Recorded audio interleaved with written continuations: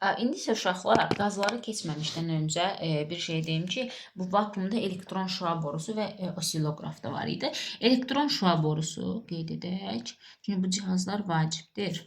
İş prinsipləri, nə işə yaradıqları çox vacibdir. Elektron şüa borusu nazik elektron selini sürətləndirmək və elektrik siqnallarını işıq siqnallarına çevirən vakuum cihazıdır. İş prinsipi demişdik, termoelektron emissiyasına əsaslanır. Bu belə təsəvvür edin. Əvvəl bu televizorların, əvvəlki kompüterlərin bu arxa hissəsi belə bu şəkildə olurdu. Bəlkə də yadınıza gələ bax. Sxematik işarəsi demək olar ki, belə bir işarədir. Tamam. Və burada elektronların kinetik enerjisi də yenə demişdik ki, bayaqçı düsturda əslində U şəklindədir. Və burada güclə bunu biz belə deyək, əlaqələndirsək, yeni saxlayacağıq. P-nin İU düsturu var. Xatırlayırsınızsa, buradan onu tapsam P böl I eləyəcək. O da olacaq bu şəkildə. Bir də osiloqraf var. Osiloqraf isə elektromaqnit belə deyim də rəqslərini müşahidə etmək üçündür və bunun da iş prinsipi termoelektron emissiyası hadisəsinə əsaslanır. Tamam. Bu belə vakuum diodu ilə bitirdi. İndi gəlir qazlarda. Qazlarda elektrik cəryanı. Qazlarda elektrik cərəyanı. Burada indi uşaqlar əsas yük daşıyıcılardan danışaq. Qazlarda əsas yük daşıyıcılar qeyd edək. Əsas daşıyıcı. Burada sərbəst elektronlar və müsbət mənfi ionlar. Müsbət mənfi ionlardır.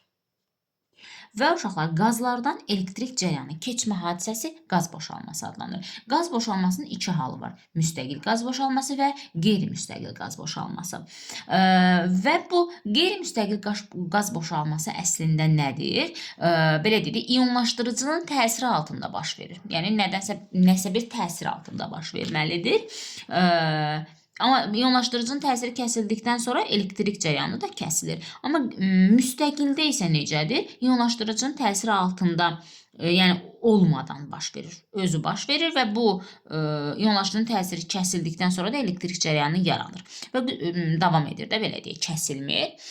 Müstəqil qaz boşalmasının ümumiyyətlə İki səbəb var. Normalda qazlar elektrik cəryanı keçirmir və bunun ionlaşdırıcının təsiri zərbə ilə ionlaşdırmadır. Bir də müsbət yüklü ionların katodun səthinə dəyərək elektronların qopartması hadisəsidir. Bir də uşaqlar, burada nədən danışacağıq? Qazlarda. İonlaşma enerjisi dedik indi biz. İonlaşma enerjisinin yazsaq, belə yazacağıq. YK bərabərdir mv kvadrat bölü 2 böyük bərabərdir W ionlaşmadan. Yəni, kinetik enerji böyük. Hətta bunu yeni belə yaza bilərik. YU və yaxud YL şəklində də yaza bilərik burada. Yəni, ionlaşa bilməsi şərti budur. Burada L nədir? Sərbəst uçuş yolunun uzunluğudur. Y də ki, bilir elementar yük. V də ki, nədir uşaqlar? Elektronun sürətidir. Bu da belə. Sonra və yadda saxlayın, bu da vacib bir şeydir ki, ionlaşma enerjisi heç nə asılı deyil. V-dən, Y-dən, L-dən asılı deyil. Bunları bilmək lazımdır. Yalnız qazın növündən asılıdır. Başqa heç nədən asılı deyil. İndi bu müstəqil qaz boşalması dedik ki, biz onun da müxtəlif növləri var. Qığılcımlı, alovsuz, qövslü və taclı. Qığılcım, bunları siz özünüz üçün bir sxemləşdirərək yadda saxlayın. Məsələn, qığılcımlı havada elektrodlar arasında yüksək gərginlik, bax, qığılcım gərginlik, belə yadda saxlaya bilərsiniz. Və buna məsələn, belə deyim də, nümunə olaraq nəyi göstərə bilərik? Qığılcım, şimşəyin yaranması, ildırım, bunlar ola bilər. Bir də var alovsuz qaz boşalması. Bu aşağı təzyiqlər, alovsuz aşağı təzyiqlərdə. Bu mağazalarda yazırlar, qapıda açıqdır, qapalıdır, nə bilim, aptek işarəsi, bu reklam borularında falan istifadə olunur bu. Və qövslü qaz boşalması isə cərəyan mənbəyinə qoşulan iki kömür elektrodu bir-birinə toxundurub, sonra da onlar arasında baş verir və qövs şəklində olduğuna görə buna qövslü qaz boşalması deyilir və buna qaynaq işlərini nümunə göstərmək olar. Taclıda isə iti uzluqlu yüksək naqillərin ətrafında yaranan cüzi elektrik sahəsinin təsiri ilə havanın elektron zərbəsi ilə ionlaşmasıdır. Bu yüksək gərginlik xəttlərinin arasında baş verən bir qaz boşalmasıdır. Bu da bu qədər qazlardan. İndi isə yarım keçiricilərdən danışaq. Yarım keçirici.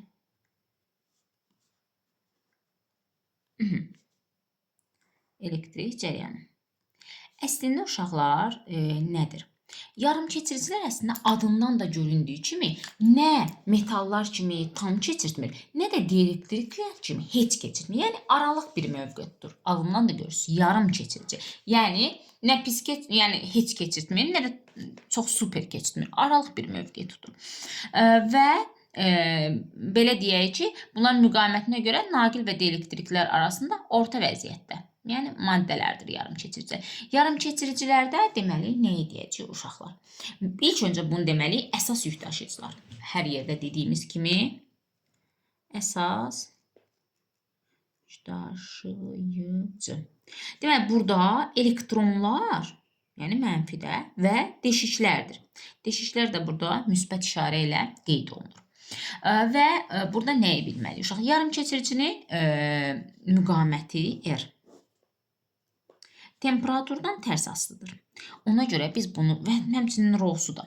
Ona görə biz bunu bilmək üçün məsələn cihazları bilməliyik. Birazdan cihazlardan danışacağıq.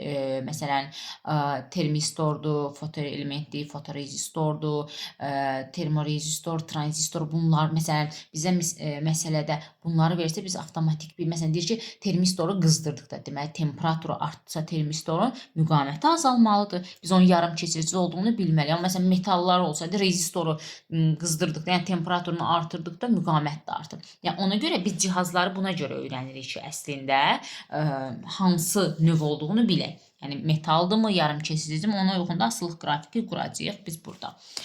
Daha sonra uşaqlar bir də yarım keçiricinin müqaviməti xarici təsirlərdən, temperaturundan, işıqlanmadandır, şüalanmadır, aşkarların olub-olmamasından asılıdır. İndi bu aşkar söhbəti nədir deyə.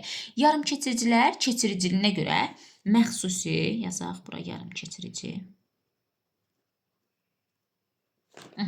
Yarım keçiricilər iki yerə bölünür. Məxsusi əslində təmiz deyək də, yəni tərkibində heç bir qatğı yoxdur, aşkarsızdır. Bu isə aşkarlı. Məxsusi keçiricilik, aşkarsız keçirici və yaxud təmiz keçiricilik deyilir. Burada əsas yük daşıyıcılar deşiklər və elektronlardır. Yəni deşiklərin sayı bərabərdir elektronların sayına. Bunu yadda saxlayırıq.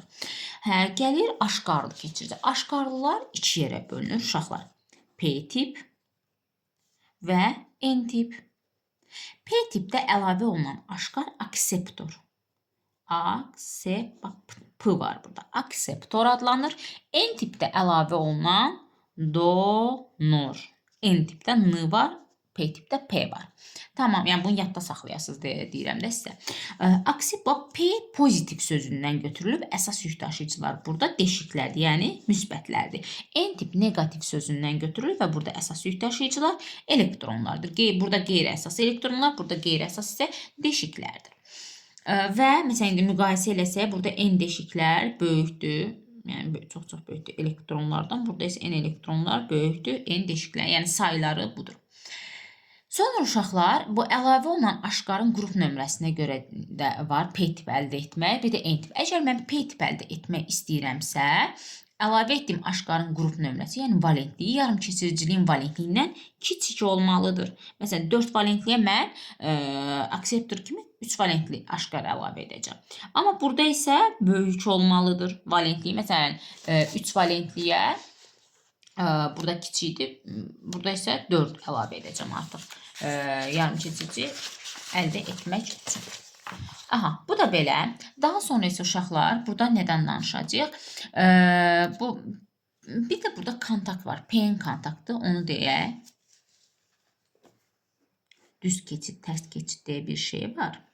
PN kontaktı necə bir şeydir uşaqlar? Əgər mən P qütbünü cəryan mənbəyini müsbət, N qütbünü isə mənfi qütbə mənbəyə qoşuramsa. P-nin içində müsbətlər var, N-də də mənfi. P-nin içindəki müsbətlər mənfiyə cəzb olunur. Bu N-dəki mənfilər müsbətə. Dövrə neydi? Qapandı. Dövrə qapandısa nə oldu burada uşaqlar? Cəryan yarandı. Yəni I oldu maksimum. Buna deyirik biz düz keçid. Düz keçid. Tamam. Düz keçidin xüsusiyyətləri var uşaqlar. Dövrədə cərəyan şiddəti maksimum olur dediyimiz kimi və cərəyan şiddəti maksimum olsa nə minimum olur? Müqavimət minimum olur, yəni sıfıra bərabər olur. Dövrədə cərəyan əsas yük daşıyıcılar yaranır. Yəni əsas yük daşıyıcı hesabına yaranır.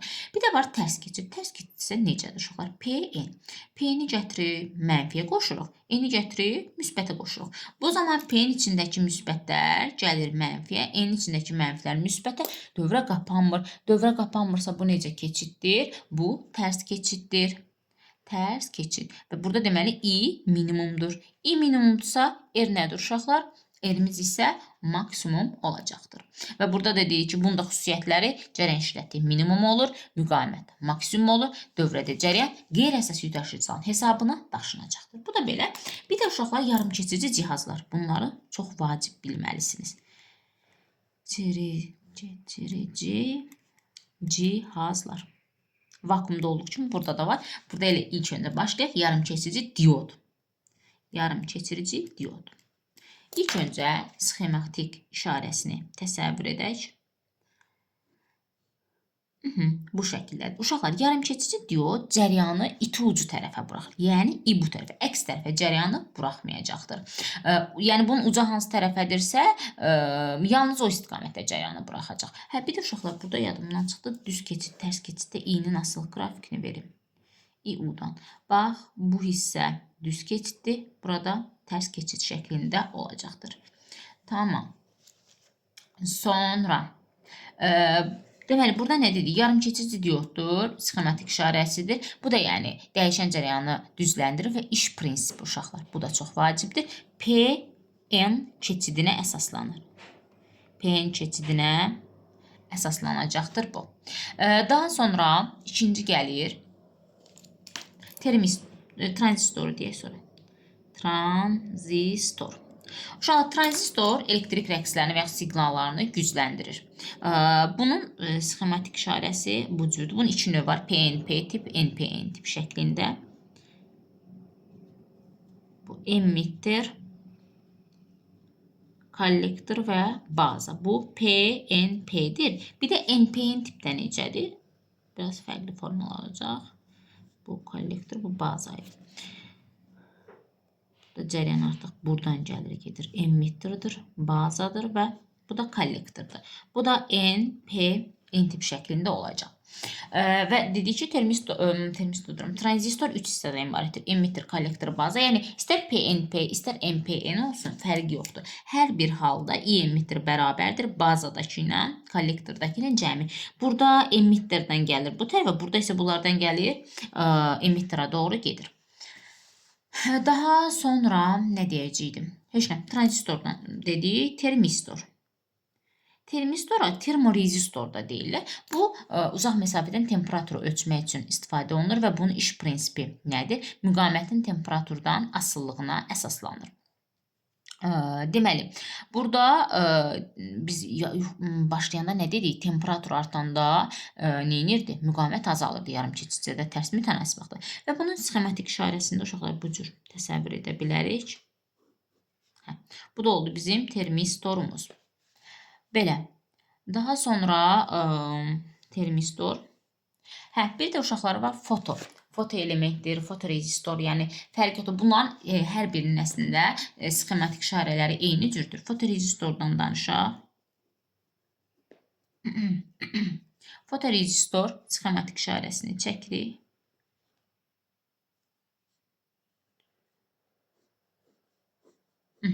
Bu şəkildədir üzərinə düşən işıqlar. Deməli, bu zəif işıq selini ölçür. İş prinsipi yarımkeçiricinin müqavimətinin işığın intensivindən asıllığına əsaslanacaq və bu üzərinə düşən işıqlar burada. Fotorezistorun üzərinə düşən işığın intensivliyi artdıqca müqaviməti azalır. Sanki temperatur artır da o zaman. İşığın intensivliyi azalarsa, təbii ki, müqavimət də nə edəcək? Uşaqlar artmış olacaqdır. Fotorezistorumuz da belə. Bir də fotoelement demişdim bayaq.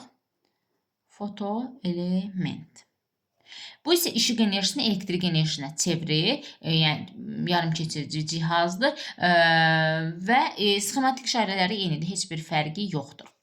Bu da belə. Bir də uşaqlar plazma. Plazma nədir? Plazma qismən və yaxud tamamilə iyonlaşmış qazdır və burada yəni plazma dediyi ümumiyyətlə neytral qazdır. Yəni orada müsbət və mənfi iyonların sayı eynidir. Və plazma alçaq və yüksək temperaturda ola bilər bu şəkildə. Bir də burada iyonlaşma dərəcəsinin düsturunu yazacağam sizə plazmada. K bərabərdir indikilərin sayı böl ümumilərin sayı vuraq 100% olacaqdır. Bu da belə. Demək bu qədər. Bu da oldu yarım keçiricilər.